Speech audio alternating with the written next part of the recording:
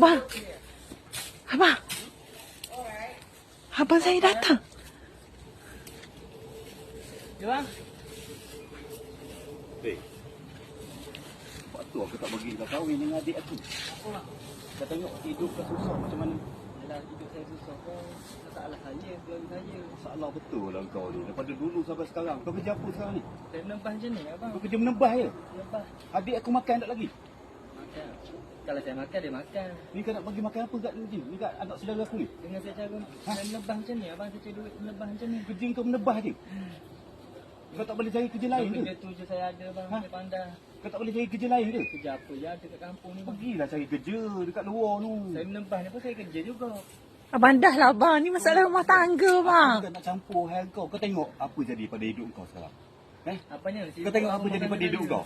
Kau tengok lelaki kau kerja menebah je. Saya Tak menebah. apa, Kau bang. boleh nak cari kerja lain Saya ke? menebah pasal saya cari duit halal bang. Bukan saya curi. Dia tahu, semua. aku tahu Bukan saya duit merokok. halal. Tapi masalah kau tengok anak ni, anak saudara aku ni jadi selekeh. Iyalah bang. Dengan tak mandi lagi. Abang, dengan Dia isap susu saya belum daripada dia daripada kecil saya menebah bang. Saya boleh je besarkan dia. Abang kenapa abang sibuk hal keluarga saya? Kau cuba ubahlah sikit hidup kau tu. Carilah kerja elok-elok sikit. Kerja apa yang saya ada kat kampung ni bang? Cuba Kau tengok kesian adik aku kau tengok. Selekeh dengan pakaian macam tu. Apanya? Dengan baju macam tak cukup kain macam tu.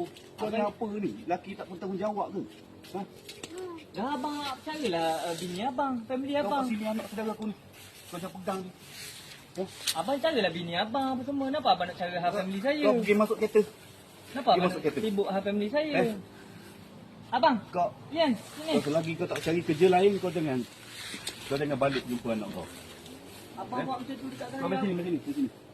Jangan ikut. Abang janganlah bang. Tak tanggungjawab ni. Kau diam. Sekurang-kurangnya saya boleh makan lagi abang. Tak kira lah kau boleh makan kau tak boleh makan ke. Tapi kau tengoklah hidup dia macam mana. Abang, saya tahulah abang ni, saya tahulah abang ni kerja sedap. Tapi abang janganlah hina saya macam tu sekali bang. Aku tak peduli. Abang dah lah bang. Abang datang sini sebab nak buat kecoh macam ni je ke?